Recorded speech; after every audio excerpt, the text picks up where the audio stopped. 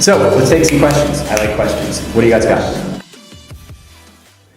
Hey everybody, it's Dave. I'm back with episode 11. I'm super proud to be here with Tim Lulin from Enviso. He's one of the co-founders, and we've worked with him and his team on something called Emotion Advisor, which we'll talk about later on. But I'm not trying to push Emotion Advisor, but actually talk about artificial intelligence. You want to say hi? Yeah, hey everyone. My name's Tim Lulin, CEO of Enviso, artificial intelligence software startup based in EPFL, Switzerland. EPFL, for those who aren't in Switzerland, is one of the leading universities here. The bank that I work for does a lot of hiring from institutions like that. And what I find is that a ton of the best FinTech isn't coming from FinTech. And I want to say that right now so I don't forget to say it later. I mean, what we learned from these guys, and honestly, we learned a lot already, is that I don't always need FinTech. So that next UXy app to figure out what to do in finance, you need to place your theme in your white spot. And the bet we took was, don't believe in the hype circle of artificial intelligence so much, but actually try to figure out how to do something new. Do you want to kind of explain what is artificial intelligence and how did you get there? Yeah, sure. That's a great question, Dave. Look, artificial intelligence from our perspective is giving computers the ability to imitate or augment human intelligence. And one of the key differences, and I guess from existing systems, is that when we look at building software that can sort of do that today, it's often based on a set of rules, right? So you design logic, you program it, but it can't learn and adapt. So that's sort of the big difference with AI. There's still a lot of confusion around AI. But learning and adapting is AI. Is the key element of it, and that's for a lot of people. They struggle to understand what AI is. It's not a single technology. You can't say, look, that part of the textbook is AI. It's a collection of technologies that allow software to learn and adapt, allowing it to imitate human behavior or human capabilities or augment human intelligence. That's sort of the so that could be anything. That could be of it. Chatting with somebody in natural language. That could be voice recognition. Well, if you look at how humans get intelligence, first we need to understand the context around us. So we're using a lot of what we call pattern recognition. So the ability to identify that's a chair, that's a computer, we're in an office, we're in a space, we're in a context, right? So that basic understanding of large amounts of information and then distilling it down to concepts, objects, this type of thing. That's sort of the first level of AI. And then you take that and then you want to infer something from it. So now I've got a situation, I'm in an office, I'm set up, maybe I'm inferring that I'm in an interview or I'm in some situation, right? And that comes from that sort of basic understanding, visual, auditory, could be from text and things like that. Then once you've got that, you've got like the final phase of AI, which is general reasoning. So that's not specific to a specific... So is that HAL in the movie? Yeah, there's exactly. We're far away from there, and that's where the confusion with AI is. You've got the Hollywood definition is like computers understanding us and being able to reason and kill us and do all sorts of bad stuff. We're far away from that. We're more in sort of the application-specific AI, which is applying it to specific context or specific problems. And the most common today are speech recognition. How do I get a computer to dictate and translate what I say to text, or recognize this photo, right? And so how do I describe this photo or video, right? But I'm trying to reconcile these two things because we were just chatting earlier, and you said the Gartner reports kind of say the hype cycle right now is at its peak, right, with AI. And I'm trying to reconcile that with the fact that 2 years ago, I was trying to do voice recognition here on various pilots, and we could only access it over a single provider for, say, $1 million to try to run a pilot. Now I've got it for free on Amazon Echo. So how fast is it moving, and how far behind the hype cycle is AI? Yeah, so there's a tendency to focus on specific technologies within AI, specific machine learning, and more specifically deep learning today, and they're definitely overhyped. So they solve one set of problems, but it's generally what we call supervised learning. So today we're able to get machines to, for example, recognize images better than humans. right? And that's because of deep learning, which is a subset of machine learning, right? Okay. So Gartner sort of says, yes, that whole area is overhyped because it's so narrow, and it won't scale to all of the different applications of AI, which is correct. But what you've got happening is sort of, because we can get the superhuman performance in specific simple tasks, we can then take that and apply it to basically industry-specific problems. And then you're solving and making a lot of industry applications much more intelligent. And that's in more sort of the phase we're in today. So you've got that sort of process going on, and that's being fueled by the large internet companies. So Facebook, Google, Amazon, Microsoft, they're basically saying, look, we're in a dominant position with AI because we can build these massive monolithic systems that can directly interact with end users. We can build these like loops to get more data, make more intelligent models, supply that to the users, make a better user experience, get more users. Right? It's a little bit like the Uber application. You know, it's a great experience. Click a button, get somewhere. You know, everything's automated. But people are probably trying to. So you may be wondering, like, how does that get into the various verticals, right? So how in the world does someone like him end up talking with somebody like me from finance, right? And how did we get together, and what specific applications do you see coming for finance, within our vertical? Yeah, that's a great question, Dave. I think the way you got to look at it is, so you got these big mammoths of companies, Google. How are you going to compete versus like the Googles of the world or the Facebooks of the world, right? Yeah, you're not going to go direct head to head to them, right? They've got the biggest computers. They can pay the biggest salaries and attract the best talent, right? So you've got as a company, a startup, or as an industry leader, you're in competition with people like them in the space of AI. You've got to pick off an area, right? And we picked off human behavior, right? And human behavior relies a lot on artificial intelligence to understand humans. Right, so we focus on understanding your emotions, how you feel, but also how you behave related to your emotions, and basically your innate human behavior linked to things like your thinking styles, etc. So we took a specific area that's relevant and very important for human-computer interaction. So if you take all interfaces, there's an interaction between machines and computers, and specialize there, and then been building and using AI since about 2009 to do that, and then suddenly it's become popular. Right. I remember we went to the NVIDIA conference in San Jose in 2009 and showed what we were doing. Right. Same thing. Right. I mean, humans don't change behavior in their innate human behavior very quickly, because it's through evolution, and no mention of AI, deep learning, nothing. Because the buzzwords weren't there yet. Well, no, because we hadn't hit this big bang moment. Right. The Big Bang moment only happened 5 years ago, right? And because what happened was you had a mixture of things taking place. You had the academics making the algorithms to a certain level of performance that people could use. You had enough computing power to use those algorithms to get the performance that they needed to have.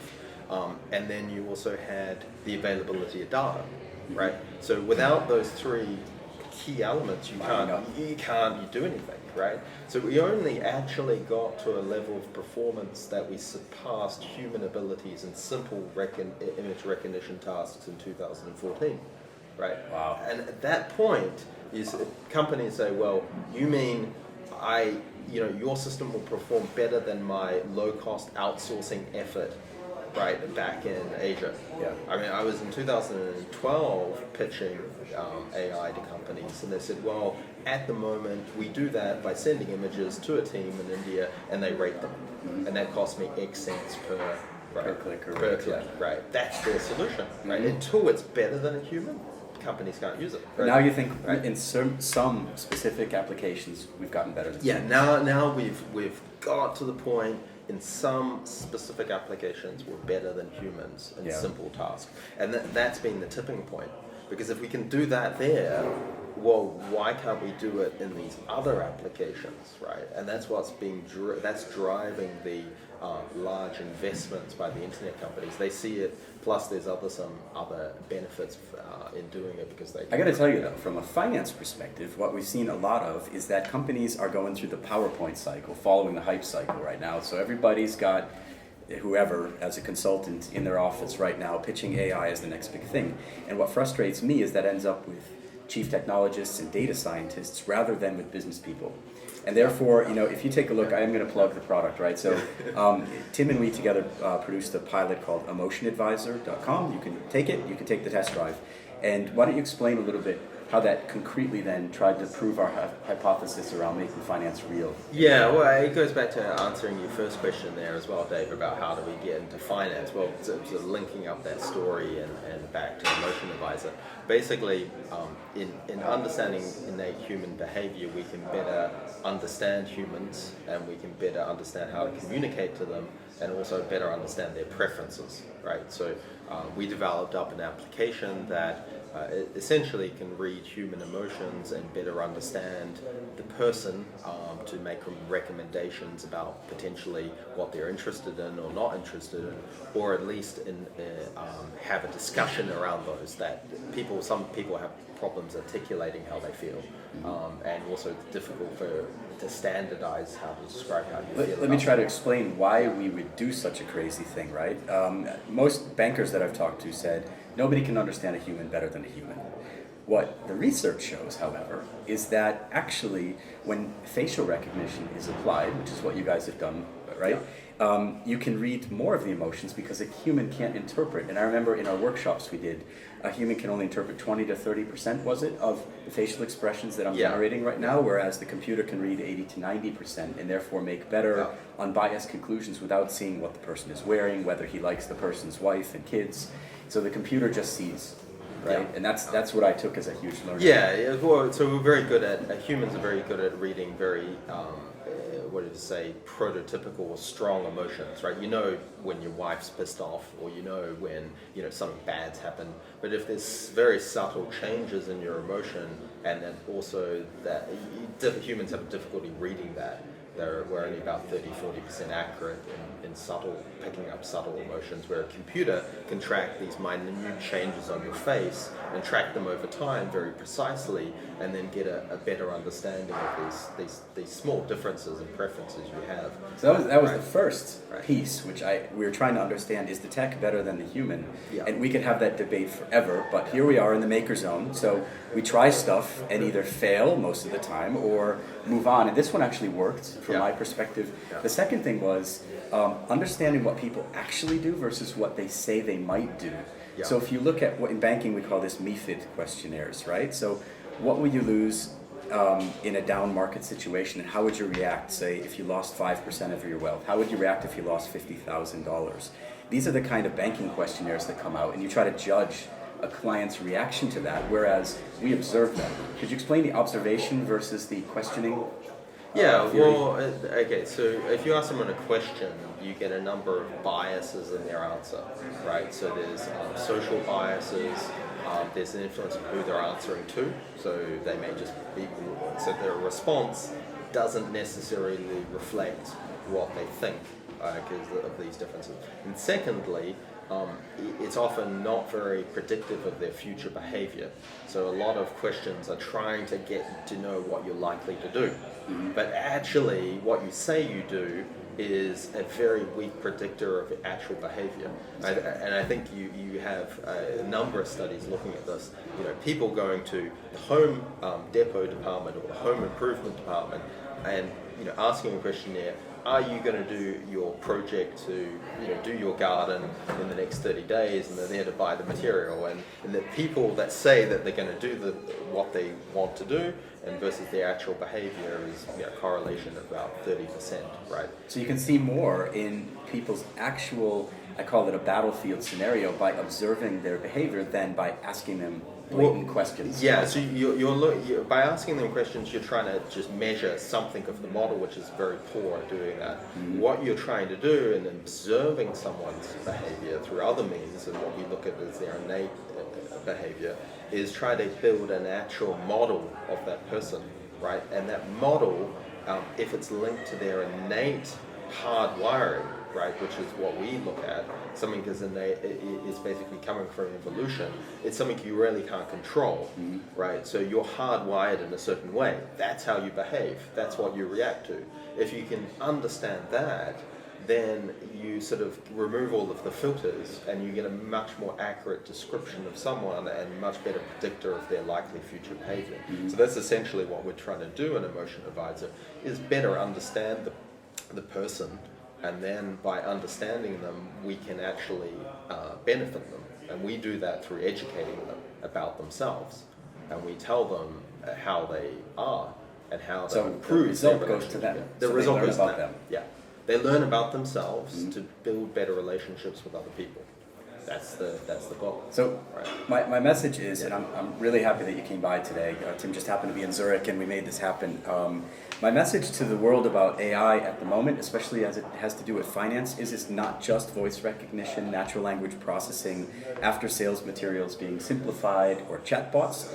It's also, there's a whole nother layer, and I think we're at sort of 1% done. Oh, yeah. And you guys are helping us do percent number 2, but I think, in the future there's going to be a lot more we can do. But yeah, there's huge. I think one of the key aspects is there's an educational component, and as you said, highlighted earlier, there's a lot of hype going around, and a lot of the senior management don't really understand any of this. I remember as in a bank in the US, the president, mentioning, in the first 5 minutes, is this machine learning? Right, and he had heard at a conference got the buzzword, and that's about it. They don't really understand what this is capable of. So I think it's really key to getting the success of this area within inside corporations is demonstrating tangible applications. That's number one. But number two is there's a fundamental difference in these applications about the learning and adapting aspect. Is that they always start at a base level and will just get better and better and better over time. And as you mentioned before, the cost of doing stuff is driving down and down very, very fast. I mean, Amazon just released this week deep learning servers. These are $100,000. Do you know that? $100,000 machines, right? You go and buy them, $100,000. You can rent them out by hour now. Isn't it great? Right, like server time, like hosting. It's just all. It's about $1,000 for the week, right? And with that computing time, if you've got the skilled people, you're not wasting it. But you basically time sharing supercomputers, and then you're suddenly giving that access before you need a $5 million capex budget. Right now, you can use your 50,000 and get the serve time you need on the computers. Right? So the thing we were describing was understanding client preferences for real, but I think there's so much more applications of this, and now that the technology becomes scalable and goes really online, there's a lot more to do. So we're going to need to do another take and take some other questions from other people, because I got a ton of questions on AI. Okay. But we'll do that over in Lausanne sometime. Yeah, so thank you for all the advice and everything as usual. Cheers. And thanks for watching. If you made it to minute 18, write me, direct message me, and open to your questions on AI and the future of finance. Thanks a lot.